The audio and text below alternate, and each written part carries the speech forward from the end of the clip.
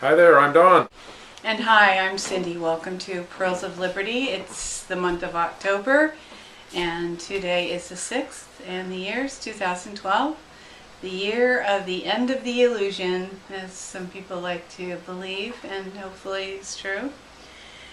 We don't usually pay a whole lot of attention to network news or everyday politics, but Don had a bug this week that he wanted to watch the debate, so we watched the debate.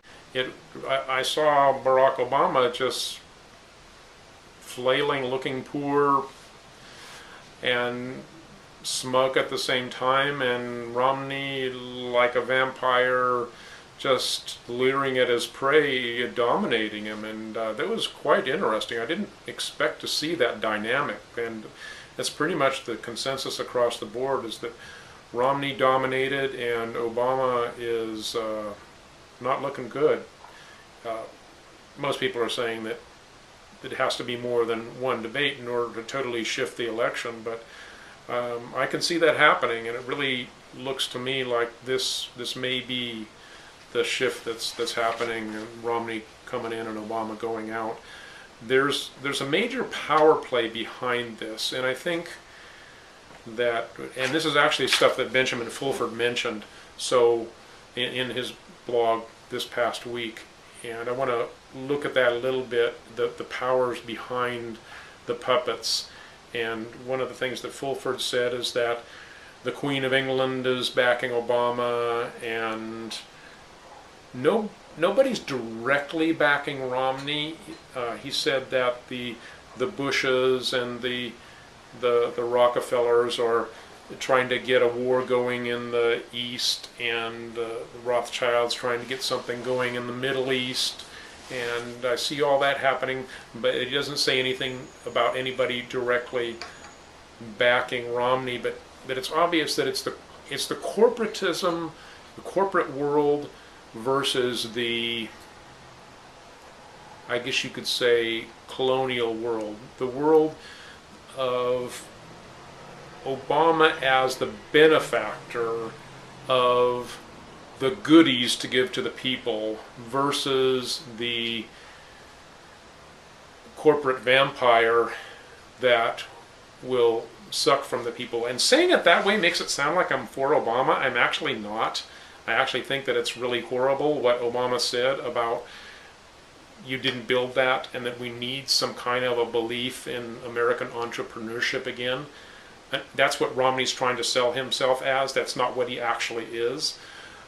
So realize that when I'm saying what I'm saying. But I think it will probably enable the New World Order to have to slow down its game plan whenever there's a shift in power, if Romney gets in. That's what I'm thinking at this point. So, but I do think that this alignment of the major players is interesting, because they're all kind of fragmented. They're all kind of going different directions, and you see the forces are kind of using the presidential debate as a proxy way to work out their battle. And I personally see that the powers of the corporate domination are going to win out over the colonial benefactor of the people faction. So that's how I see it anyway. So maybe Cindy has some more to add. I did see what people say, and the vampire thing is, it's like, mwahaha. He does. I mean, Romney, he's got the gray temples that kind of go like Eddie Munster, and but I'm not. My hope is not in either candidate. My hope is not in the system as it exists today. So we'll just see where that all goes. Yeah, again, I'm not for either candidate, and if I vote, I'll probably vote for Gary Johnson, possibly write in Ron Paul. I do believe that, especially as a Christian, my conscience is the most important thing to vote, and I can't vote for a lesser of two evils anymore. I really can't. And there's a way that we can turn this system around, and that the first step is by not buying into the false choices that are given to us by the controlled empire. We do believe that there is that a shift is coming, and if you click around the Removing the Shackles website, the Nasara website, some of the Kwaila Pele, and some of the others, American Kabuki, it's difficult not to believe that a significant change is coming. And some of those websites post things about people who are channeling Michael and people who are supposedly in contact with the Galactic Federation. Even omitting those kind of posts, there's just the sense of genuine change in the wind. So we do have that to look forward to. Pertaining to the elections, though, I think we've mentioned before that George Soros owns a Spanish company that is in charge of or in control of a huge portion of the electronic voting machines for this country. And I guess that's one reason why I don't have a lot of hope in the elections, because it's so easy for the results to be tampered with. But we've heard that there are some other things that are going on with George Soros. He supposedly is a huge owner in a company that is trying to buy up firearms companies. Right, I forget the name of the company. I think we'll have it in the notes. And I read this story just recently. But I knew about this general trend for a long time, that there are companies that claim to be liberty or libertarian type companies that are buying up the gun manufacturers. And there's a lot of gun manufacturers in the United States. But can you think of a better way to get a monopoly on firearms in America than to own the companies? Of course, that doesn't take the guns out of the hands of the people that already have them, but if you have a long-term view, is certainly, as these guys do, as the global controllers do, they think in terms of decades and centuries, then that certainly is a scary thought, and we do see that in action through a company that Soros controls. Well, as far as firearm control, there is that aspect, and Alex Jones has mentioned, and I've seen it in other places online, that they want to pass a law that anybody who smokes marijuana can't own a gun, and in tandem with that, the TSA supposedly is going to begin screening for marijuana use. Now, I don't know if they have a scanner that can detect that, if they'll do blood tests. I really don't know details, but you put some of these things together, you layer some of these things, and what you have is a covert operation, imagine that, to prevent people from owning firearms. And George Soros is known as being anti-gun, Second Amendment, does not want the man on the street to own guns. Nobody who has a plan to rule and control wants individuals to have guns. And we actually heard a rumor this week that Canada and some other countries are threatening, or there's some rumbling that they may leave the United Nations over this small arms treaty. So we'll see where that goes. And the same rumor person told us, or not directly, but we heard on a conference call, that there was some kind of a clash with George Soros this week, some kind of a power struggle, and he lost. So we don't know what that might be. And I don't think it was internal, with an internal clash within the New World Order. I think it was an external clash, meaning that the groups of nations that are setting up the alternative banking system the BRICS nations, Brazil, Russia, India, China, South Africa, that that group, loosely speaking, had some kind of a financial encounter with George Soros in which he did not get what he wanted. And that's the way it was put, that's the way it was explained. We don't know exactly what that is or was that was being fought for. It had something to do, I believe, from the implications that it had to do with the euro and the plans for the European currency to move to the next stage that Soros wanted it to move to, and that may be collapse, it may be not collapse. I'm not even sure at this point, but the point is that the good guys are having victories in the financial arena. We're not seeing the ultimate fruits of that yet, but there are some encouraging signs. And I'm sorry, I don't know more details than that. We didn't get more details, and they presented in an obscure fashion because that's the only way they could be presented. But I believe that these are real. I believe that these power struggles who are being reported are correct. The individual that was involved in getting this information was on the phone, he said, for over 24 hours, understanding some of the developments that were going on. So we trust that that is true information. Disinformation is always possible, but something big is going down, and it's looking good. It's looking like there is a breaking coming in the stranglehold of power that the global Western banking powers have had for a long time. We mentioned a few weeks ago that Argentina had restructured their debt and accepted austerity measures and paid off their debt, and that they were turning and helping other South American countries do the same. And the reference that we had for that week, by the next day, the entire blog had been taken down. Not just one post, but the blog was gone. And I think what was Global News and Views, and it's still not up. So it is permanently gone. It's very difficult to find information about Argentina paying off the debts and the lawsuit that's been going on with them suing the bankers. But now there's a major news story.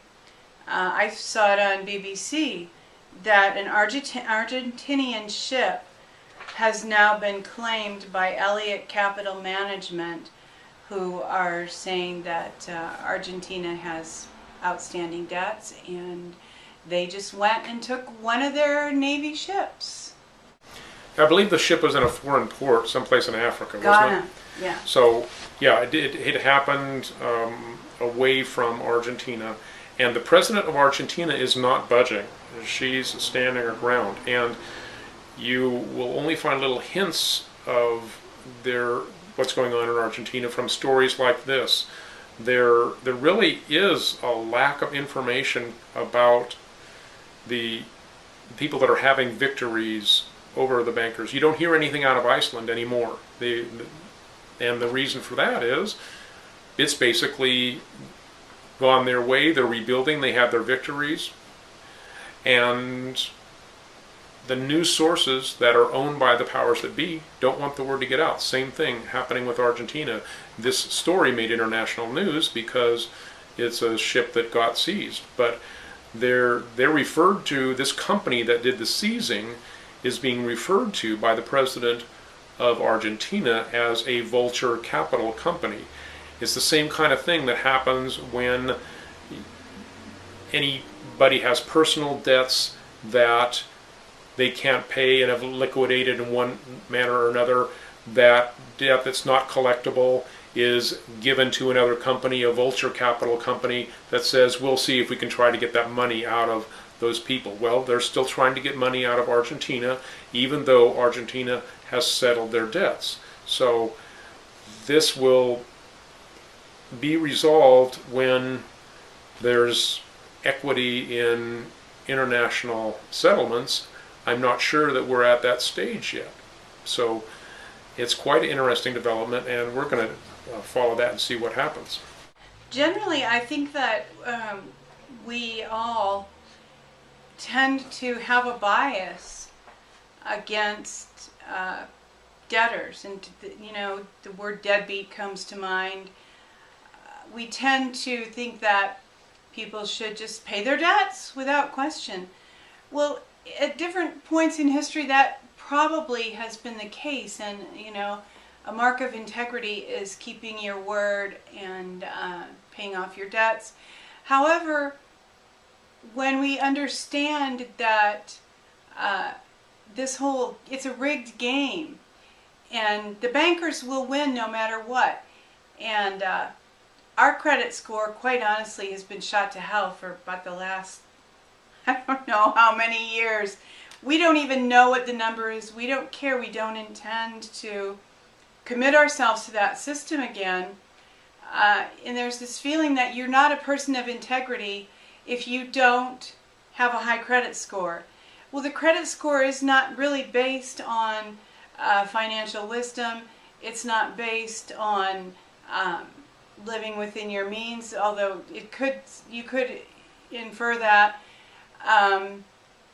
The credit score is about whether you live your life the way the bankers think that you should live your life, which is to make your highest priority doing what you've told the bankers you would do. Now, they don't do what they've told you they would do, because you might accept a credit card for maybe 5%.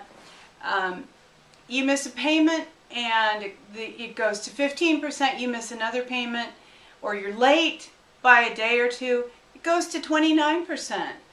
So it's, like I said, it's a rigged game. Yeah, we don't want to lose sight of the fact that this is, quote, money that's fiat, meaning it's created out of nothing. There is nothing backing capital at this stage. And that, of course, shifted for the United States in 1971 under President Nixon. We had been getting away from the gold standard incrementally before that, but that was the final shift, and the US dollar became a fiat economy. So there's nothing backing this stuff. It's a game of musical chairs in which, when the money supply is contracted, people's ability to pay is lessened because the money just isn't out there in the economy, jobs dry up, etc., and people can't find the chair to sit in, and they're kicked out of the game. Well, that's all that's going on, and that really has nothing to do with integrity. Yeah, there's a certain pool of money, but it's a rigged game. It really is, and there really isn't justice in it, and we need to be moving towards a new system, a different system, one that isn't a fiat banking that's usury based. There really is no reason to charge interest on something that's created out of nothing. It's fraudulent on the face of it. Goes against everything that the Bible has to say about money. So we're hopeful that in the future, not too long from now, we'll be able to move to a non-usury based money system. So all that really to say that it's not as if Argentina has tried to avoid their responsibilities, welched on their debts. They restructured their debts. They, as a nation, lived within their means. They paid off. They discharged their obligation. And they had begun to help other countries do the same, walking the path that they had walked. And the bankers do not like when anybody gets out of debt. They particularly do not like when a significant size country gets out of debt and then begins to help other people understand that their country can get out of debt too, just like Iceland. So, as Don said, yeah, our hope is that the United States will also break free from the death grip, and I don't use that term loosely, that the bankers have on us as a country.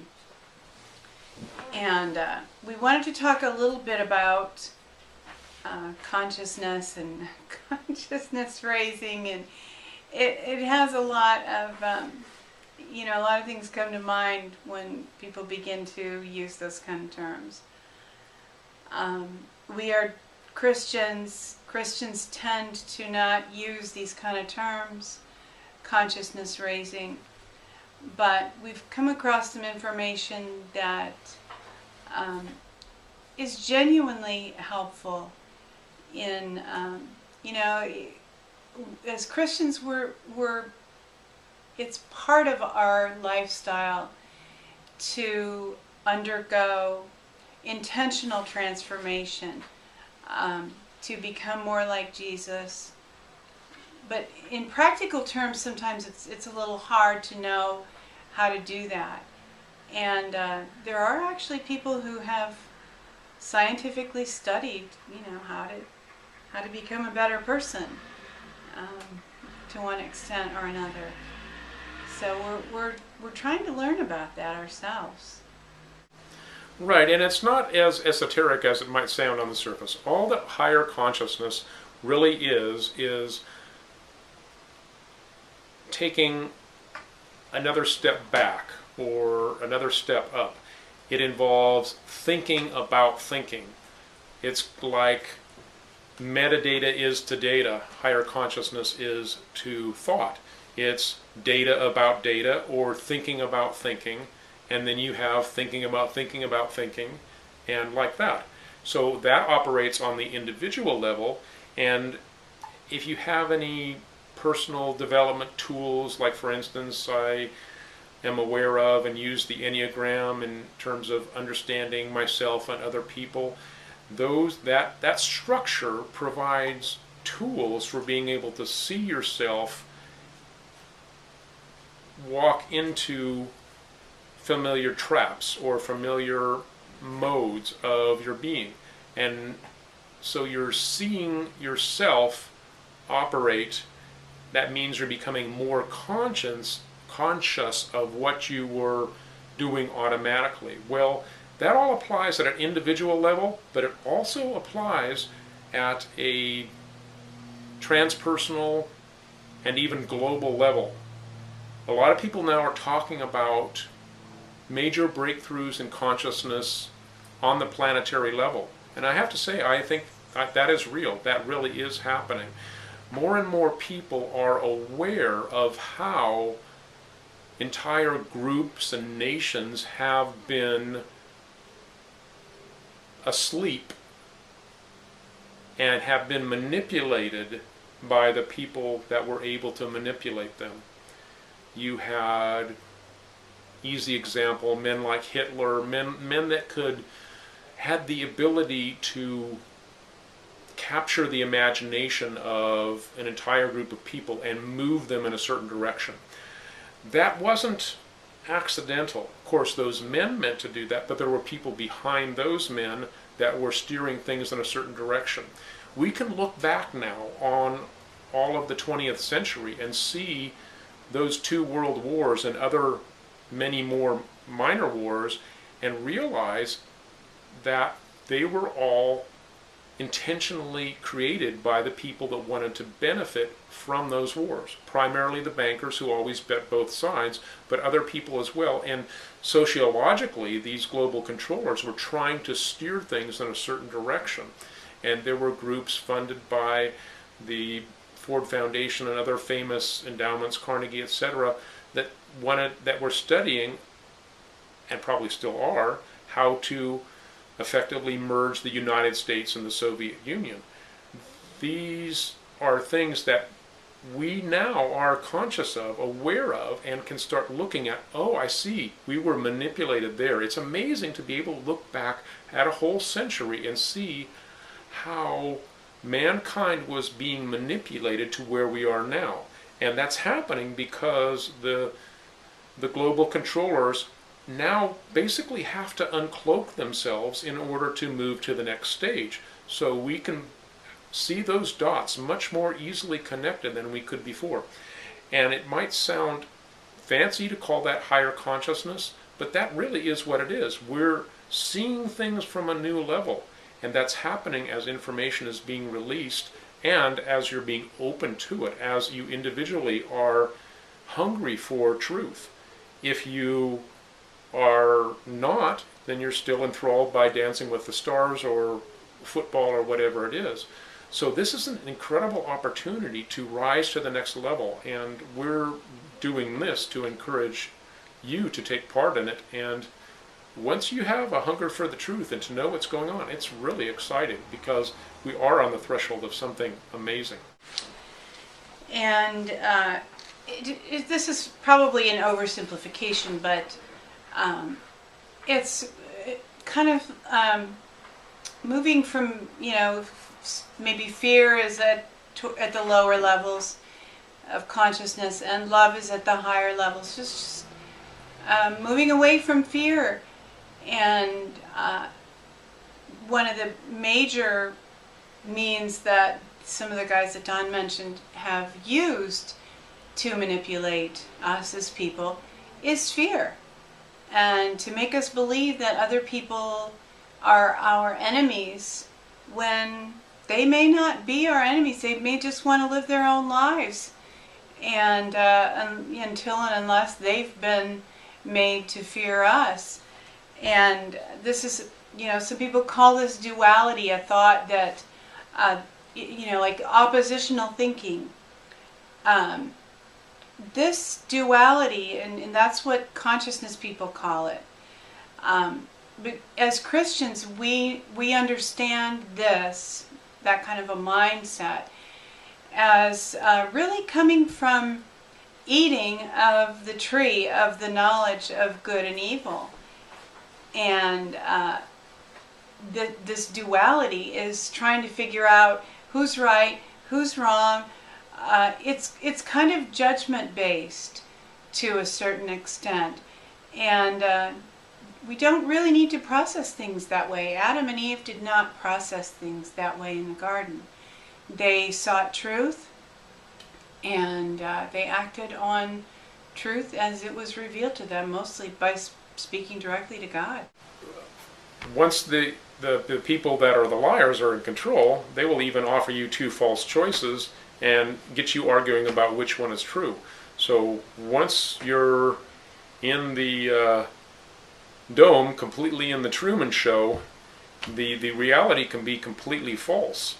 So in order to break through that, the idea of two false choices, exemplified by the presidential election, then you've really got to use some energy to be able to get out there. Fortunately, there's a lot of voices. People on the internet connect with us on Facebook and Twitter, etc.